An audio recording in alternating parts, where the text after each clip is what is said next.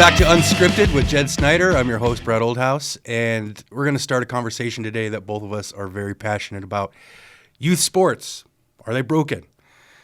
Before we get into the conversation, I did a little bit of research. I have some stats here. I just want to go over some of this just to kind of set the stage for the conversations that are going to happen.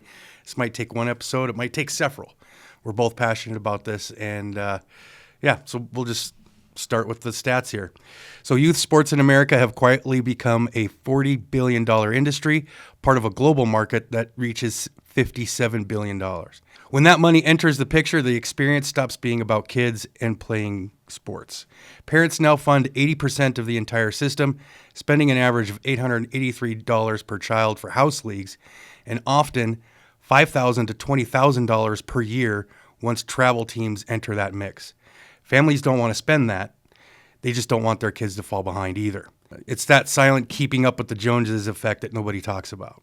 At the same time, private equity is buying up club programs, tournaments, and national leagues, turning youth sports into a commercialized pipeline. NIL money, once a college conversation, is now reaching high school athletes. When money shows up this early, kids start feeling like prospects instead of kids.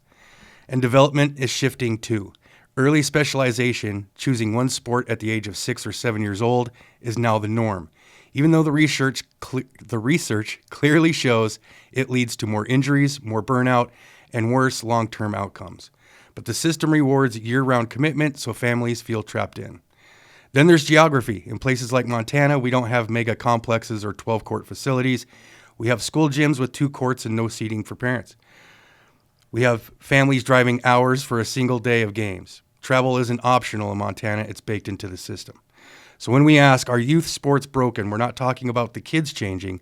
We're talking about a system that becomes more expensive, more specialized, and more commercialized than ever. So the real question is, does it serve our kids the way that it's built right now? So that just kind of sets the stage with some stats and things like that. Mm-hmm. When you and I talked about topics for the show, this was one that came up that we both went, ooh, yeah, this might be good. Yeah, I mean, it's gonna create waves. You know what I mean? People are gonna have their own opinion about it. You know, I think we have to be, you know, Montana is unique because it is still a multi-sport state. Mm-hmm. Like things are still seasonal. Yeah. But if you want to go and look at, you know, like if you want to look at the way that it's truly broke down, yeah, you can get to the statistics as far as finances go. But like, let's start where it's at the end. Like, youth sports can take the Leave It to Beaver family. Like everyone's happy. Everyone's, oh, darn, I burned the cookies. And they go to the park and have picnics every day, to literally the parents turn into rabid dogs. Like, that's just straight up what it does. And it creates that level of competition. And then, like you pointed out, keeping up with the Joneses. Like, it just morphs people into these things because of their kids. They think at some point their kid's talented at an early level, that they're just going to continue that growth all the way through, you know, and that's one of the big misconceptions as well, you know, is the fact that, like, you know, just because a kid is awesome at 10 doesn't mean he's going to be good at 16, because everybody grows differently. And so there's a lot of avenues that people look at, and they're just like, they just get obsessed with it. And like I said, it just turns people into crazies. Like, it truly does. And then crazies as far as like emotional at games, you know, whatever the sport is, and emotional at practice, emotional at home, like it just transforms them. And really, I think the plot's been lost where, you know, and we talked about it in the Nitro thing, like once they get to about 12, 13, 14 is when you really start to need to make that investment. Like the kid's, okay, an athlete, like he's going to be an asset. We're going to focus on a sport and we're going to invest in him in that sport. Sure. But up until that place, when I was growing up, and I'm sure you did too, as soon as hockey season's over, the bag goes in the garage and you're out riding dirt bikes, playing baseball, golf. I mean, anything just to get on another plane and just be active. So that way you end up loving the game at the back end too, right? 100%. And I recall talking to my parents. You know, I used to coach hockey quite a bit. One of the first parent meetings I'd have every year is, look, your kid's not going to go pro. You know, the stats are there's well over 2 million kids playing hockey right now at your kid's age. And it's literally 0.01% that your kids are going to make it just to D1. let alone the NHL. So what we're doing here is about development. But that doesn't always hit the parents in the brain where it needs to.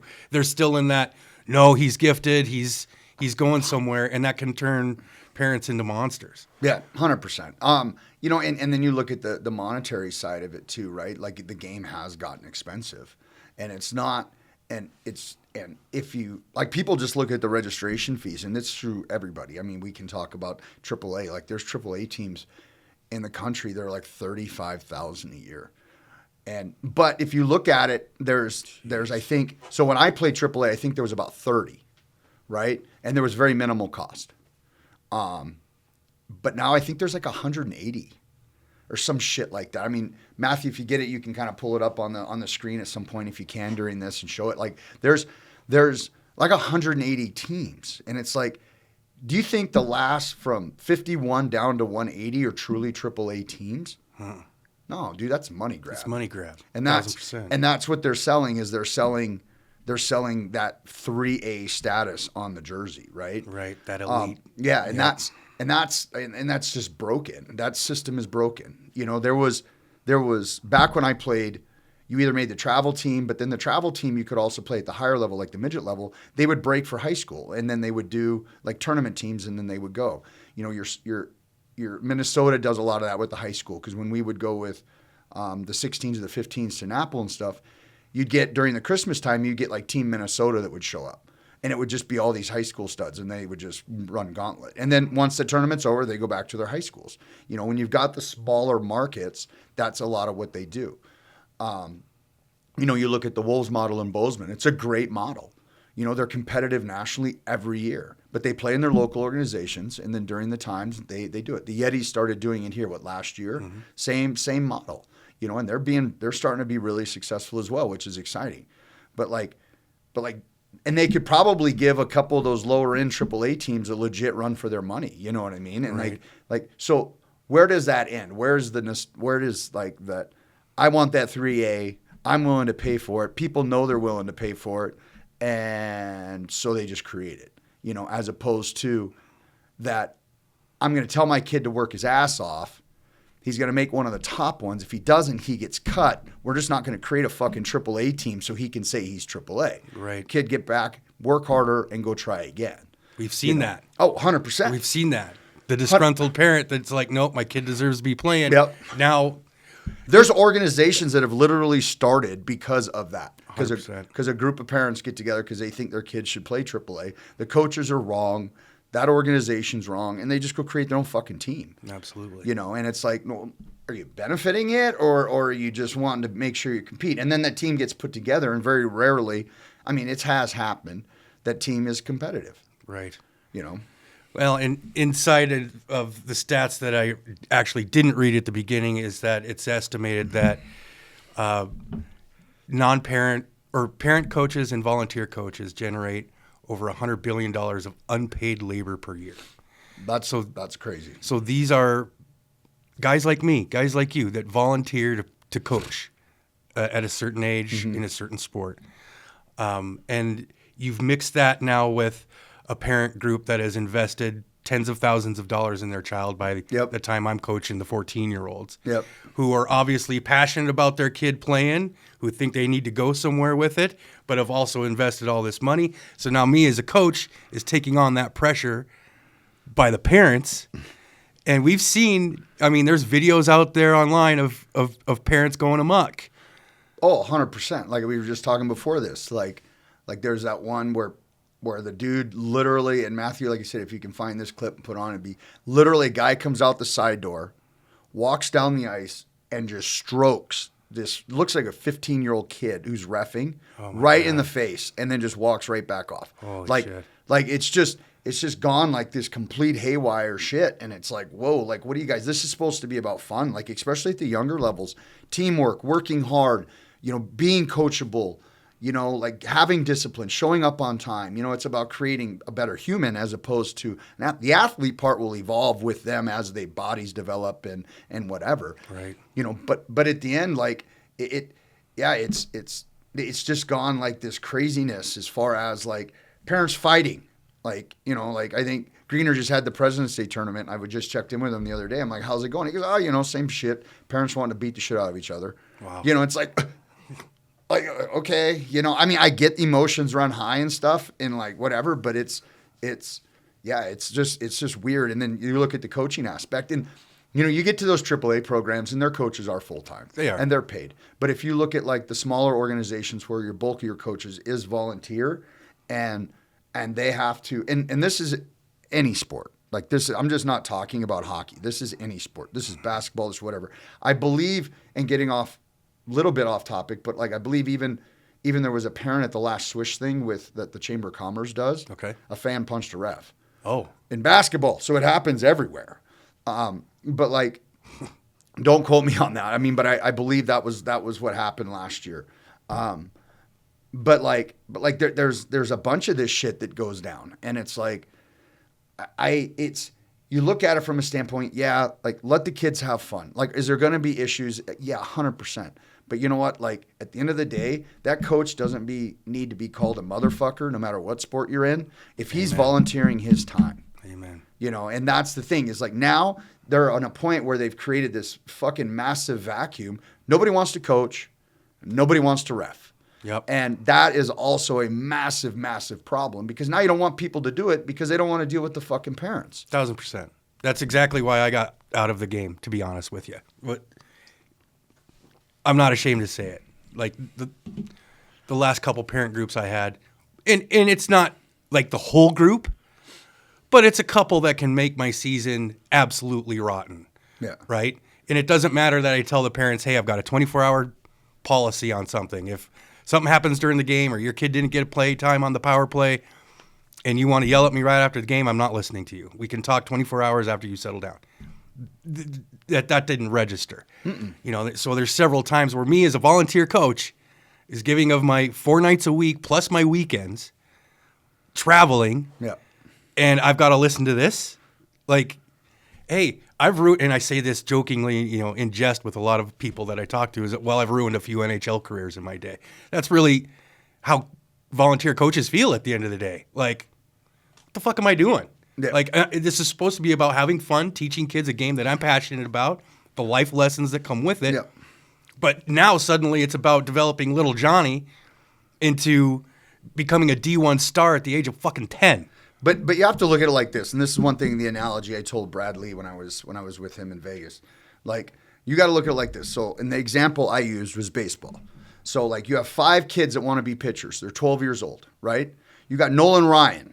If anybody doesn't know who Nolan Ryan is, you should fucking Google him because I believe he had 13 Cy Youngs or some stupid shit. Yeah. And he had a pitch called the Ryan Express. Like, when you get that shit named after you, pretty legit. Mm-hmm. But, like, even if you say, like, Sidney Crosby, you got 5 kids that are 12 years old, and you've got Sidney Crosby of the Pittsburgh Penguins, still at 40, one of the best players in the world, right?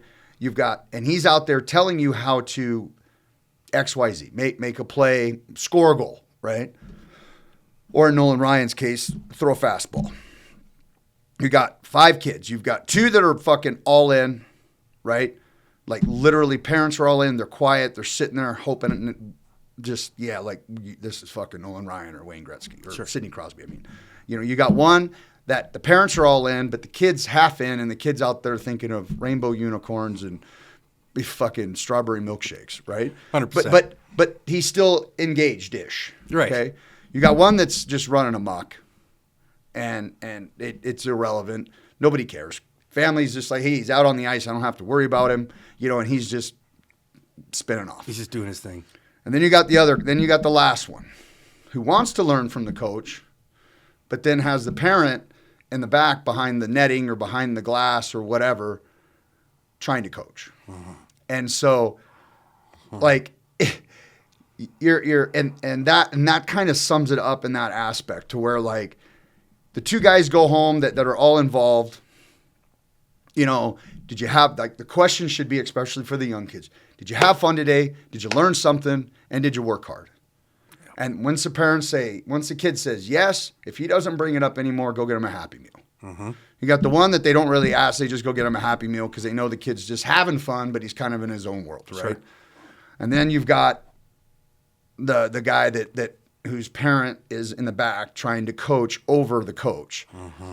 And he's like, the conversation is, hey buddy, I saw you throw this pitch this way.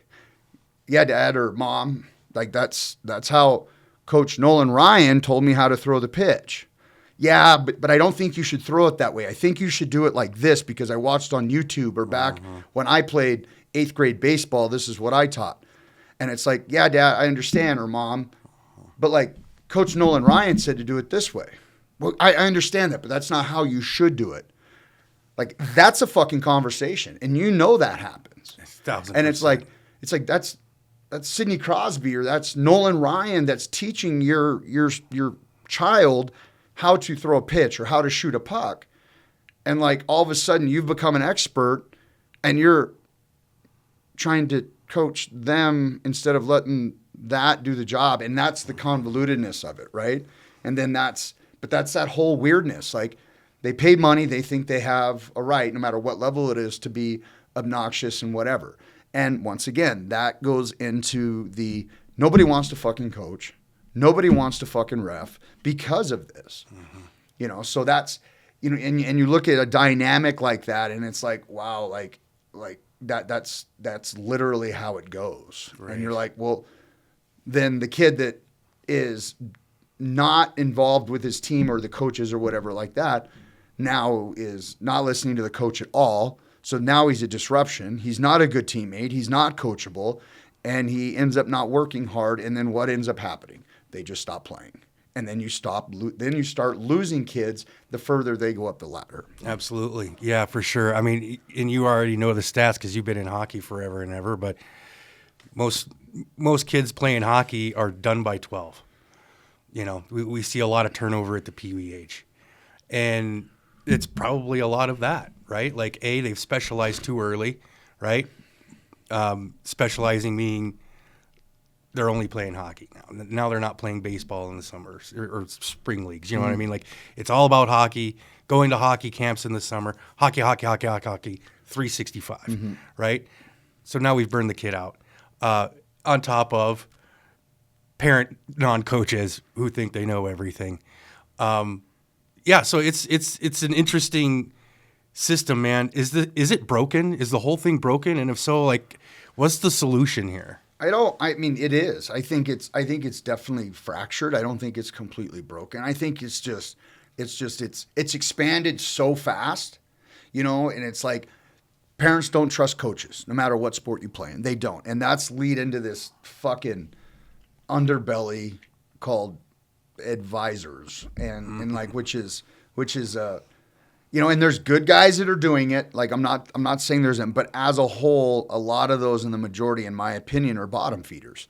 And what they've done is that because parents don't trust coaches, because when you expand super fast, like hockey's done, like a lot of these sports have done, they've expanded super fast, right? Multiple teams clicking on, multiple leagues, whatever you want to call it, right? Well, it's also diluted the coaching pool.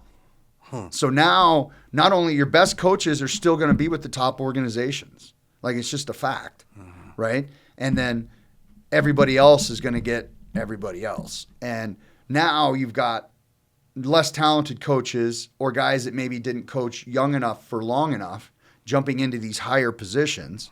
You know, they're kind of out of their water. Parents now don't trust them. So then all of a sudden come the advisor thing.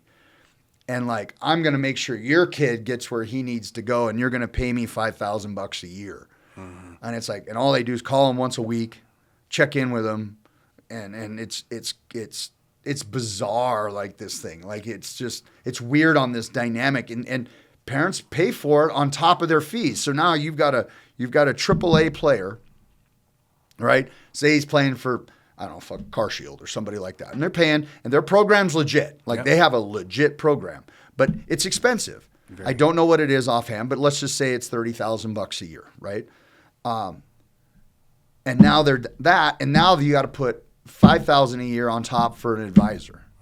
You know, where I believe Car Shield's such a great program. If you're playing for them, you don't need an advisor. Their organization's top notch. But using them as an example, there are guys that have that. So now your 30,000 is 35, and then That's if he doesn't raise rates. But what are you getting for that? Because they've kind of taken over the position of what good coaches used to do, which is move their players on, check in with their players, like what we do at the Bighorns. Like DeMond has weekly meetings with all his guys. Like we really check in and what's their mental health like? Where are they at? Are they enjoying themselves? Is there something we can fix?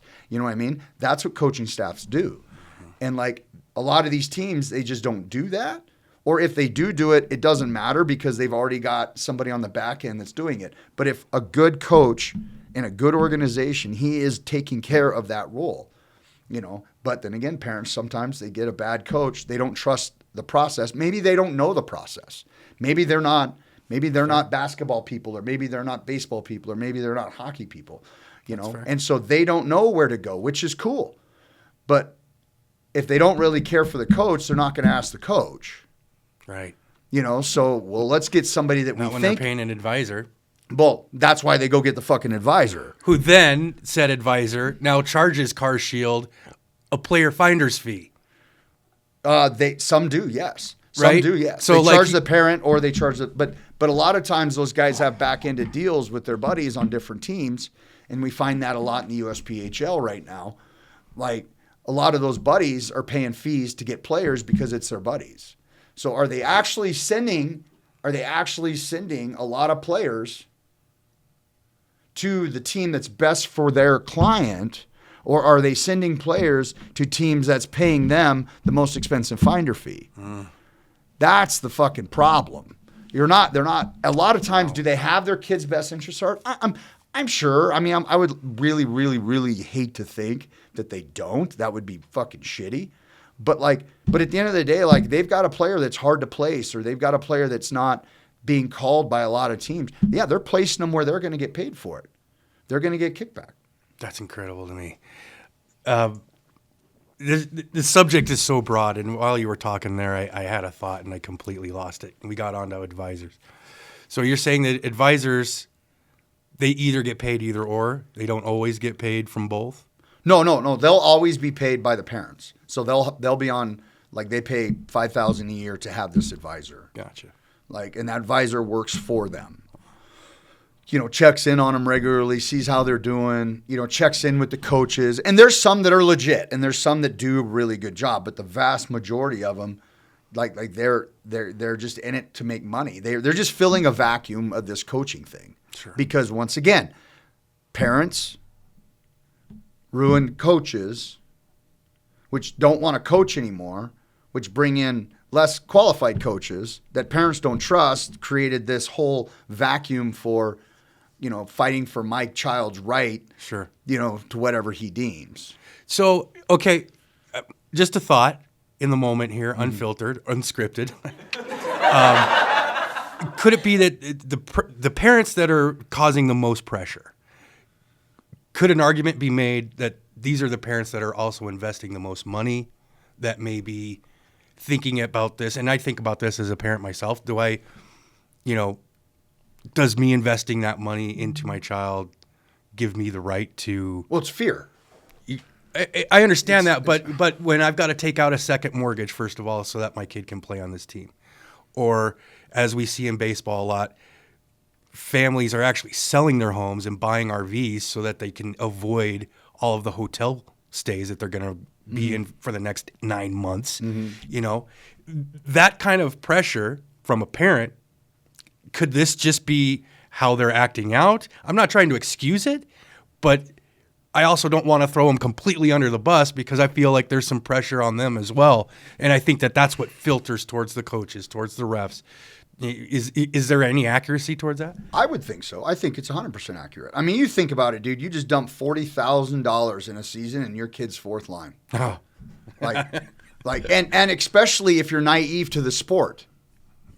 You know what I mean? Like, if you're naive to the sport and you just dump 40 fucking grand on a fucking hockey team, you're going to lose your shit. Like, that fear of wasting money, especially that amount, fucking, like I said, it takes the nicest families in the world, man, and just makes them fucking savages. You know what I mean?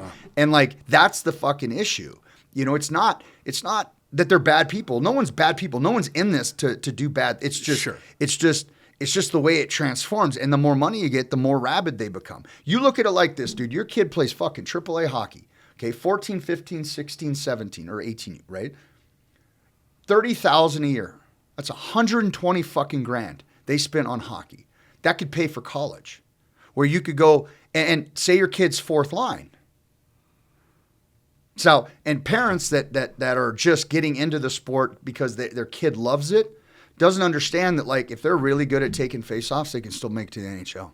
So you don't have to score goals to be an amazing player. Right. And then, but that's a coaching thing. Coaches need to identify kids' strong point and make them really fucking good at it. But then again, parents have to understand that, like, if your kid isn't on the ice for goals, but yet he's on the ice for defensive zone faceoffs, every one of them, that's his importance. The best thing ever is the story. It was Richie Sutter, one of the Sutter brothers. Okay. He used to come to Great Falls all the time to see Greener when he'd come through for Christmas to go to Lethbridge. All right.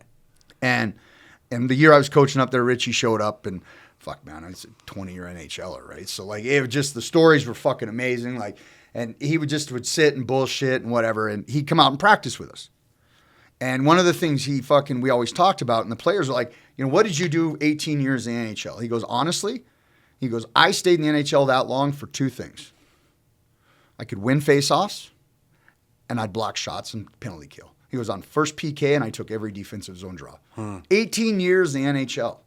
Everybody has a talent level, and everybody has a spot. And that's what parents need to understand is, like, just because your kid doesn't score 10 fucking goals, look at what he's doing. And if you've got a coach that recognizes, especially as they get older, I mean, you can't have a lot of this stuff while they're 6, 8, 10, 100%. 11, 12, they'll start to morph. But that's when we've talked about, you know, on with the nitro stuff, like, hey, now at 10, we need to start being aware of our body, because at the end, when we're 12, you know, and everything that we do with nitro obviously is for every sport. Like, it's just, but it's starting to build the platform depending on where they go at that 12, 13, 14. Good coaches will recognize where the kid's talent is.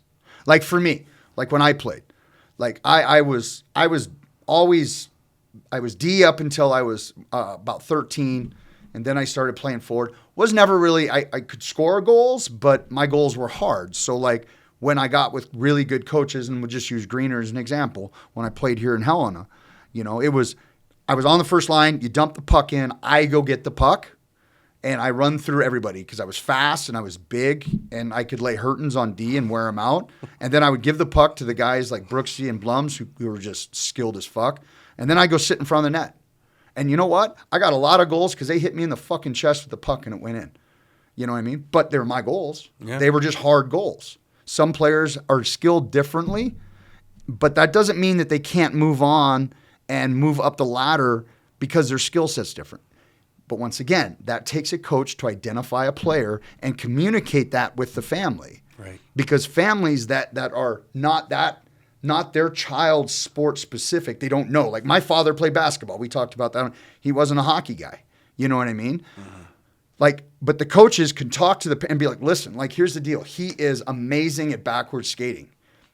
You know, he is amazing at this. He needs to be in more in a defensive posture and the defensive zone. His thing is he's calm with the puck. He gets the puck, moves it, and they're out of the zone, right? Have that conversation. Sure. Scott Stevens, I believe, is one had, 6 points a year? Mm-hmm. Played 25 seasons for the New Jersey Devils as their captain. Literally 6 points a year.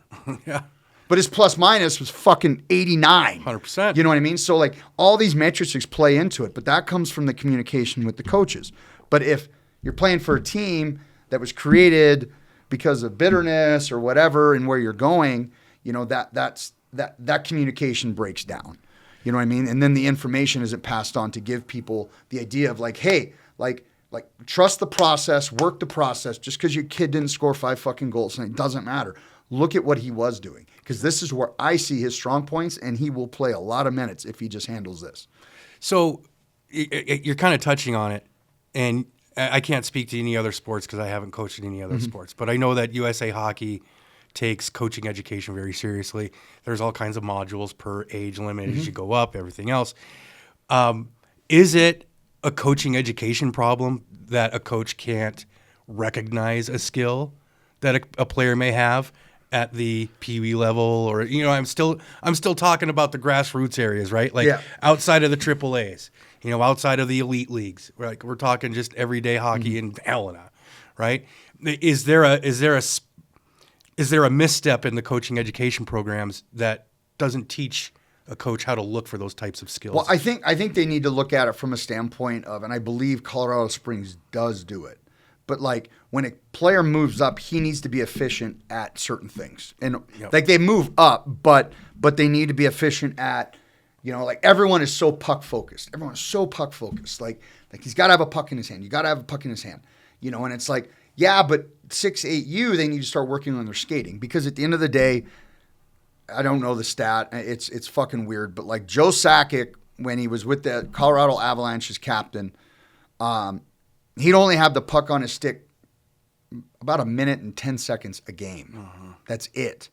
You're on your feet the whole fucking game. The whole thing. Cale Makar beats people with his feet. He's not, like, he's good with the puck. I mean, he's the best D-man in the NHL. Yeah. But he ain't fucking Debbie Dangles. You know what I mean? Like, his feet fuck people up. 100%. And that's a skill set. And, like, that should be the best skill set, because that should be something you're working on every day on the ice, because you can stick handle at home.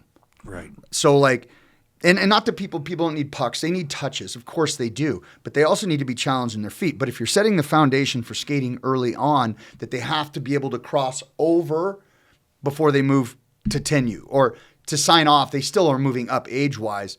But, like, that gives coaches a protocol on, hey, like, we're developing the skills that it is that they can build on. Once again, we use the word process. Right. Work through the process and fucking build them up. So that way when they get to 10, they can cross over, and now they can make themselves more available for puck passes and that sort of thing. Right. You know what I mean? And there is that in place. I think Greener does it in Colorado Springs with his coaches, but like it's literally and I don't know if USA Hockey has it. I know USA Hockey has training, and they do it. And yes, and I agree with you. They're very big on coach and training, but like, I think that's more organizational based. Like, hey, this is what we're doing. Sure.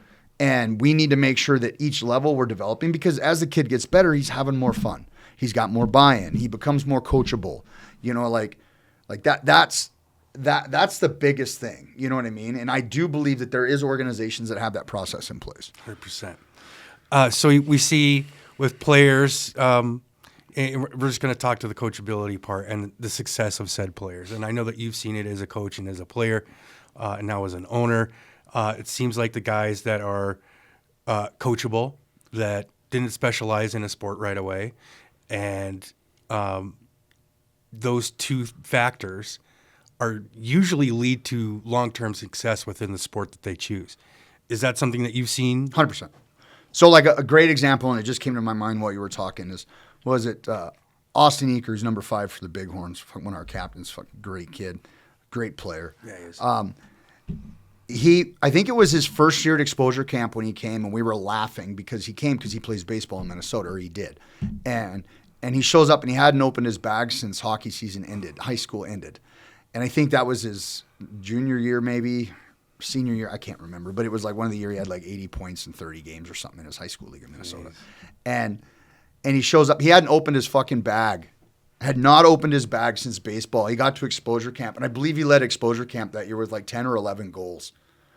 And it's like it doesn't. The game needs to stay fun. The game needs to be fun. But at the end, multiple sports early on, and it's not saying you don't have to train. It's not saying don't train weights, don't do that stuff. It's saying put the gear bag down, especially at the younger ages. That way they can have fun in the summer. They miss hockey.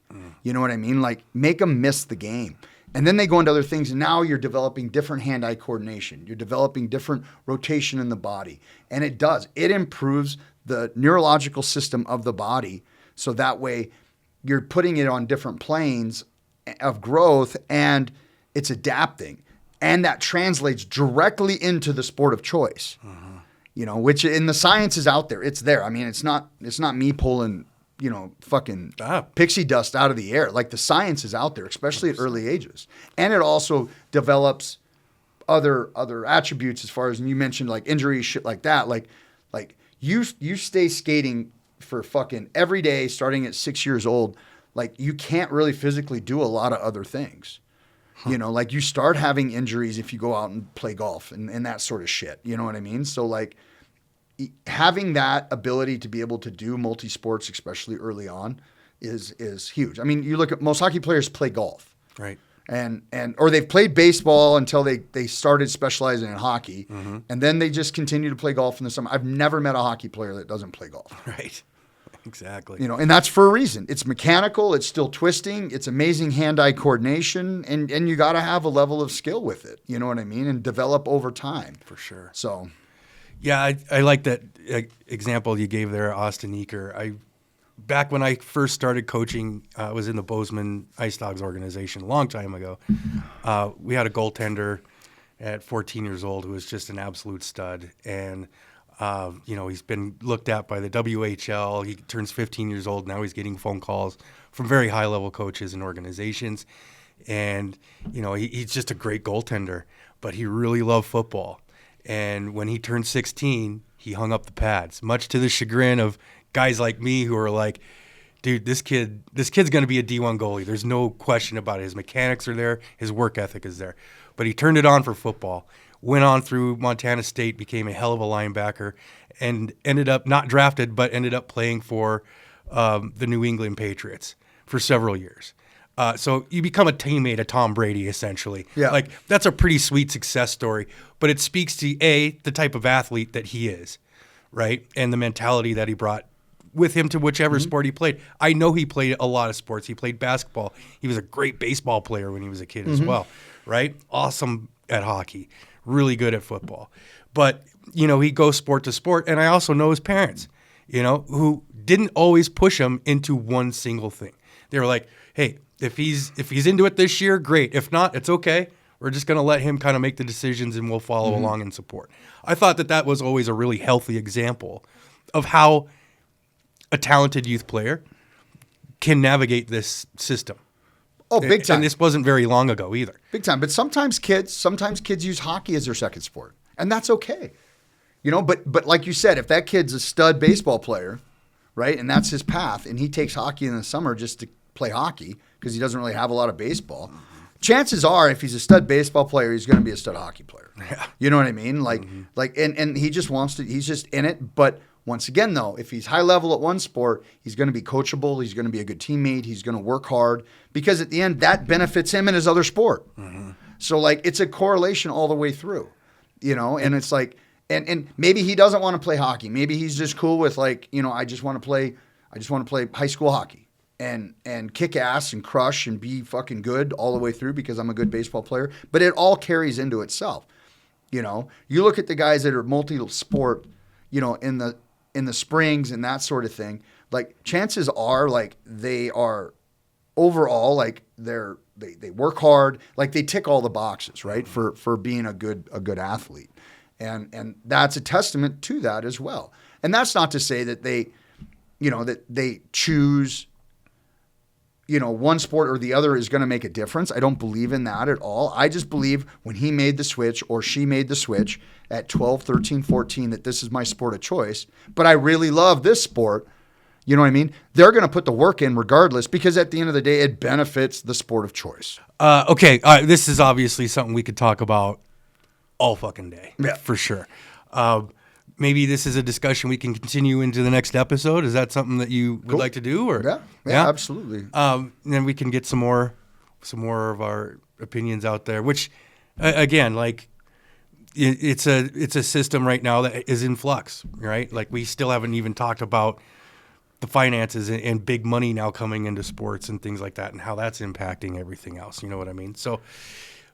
Yeah, if you're good with it. Yeah, no, it is. And like you said, it's one of those things that we're not portraying that all parents are bad or anything like that. I'm never saying that. I'm just saying how youth sports can take just really great people and really make them just complete animals on every level.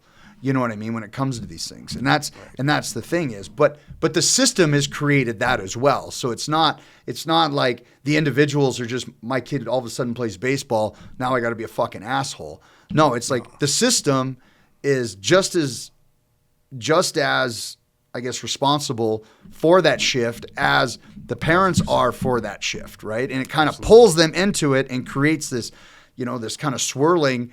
And once the families get into it and they get caught into it, some of them just fucking twist the fuck completely off. And it's like, but is the system doing it to these people, or are the people doing it to the system? You know what I mean? That's the quagmire that we're in, right? That's what we're talking about. So before anybody decides to fucking cut my head off based on what I say, that's what came first, the chicken or the egg. Like, that's what we're talking about right now. 100%. Yeah, absolutely. All right. We're going to call it a day. I don't have an Ask Jed, unfortunately. Come on, people. Thank God. Give me your questions. Ask this man what you've been wanting to ask him for a while. Jed's like, sweet, I'm off the hot seat. Yeah. That's fucking cool. That's Matthew back there on the ones and twos. I'm Brad Oldhouse, your host, and thanks again for watching, listening, and sharing all of our content. Jed, we'll see you next week.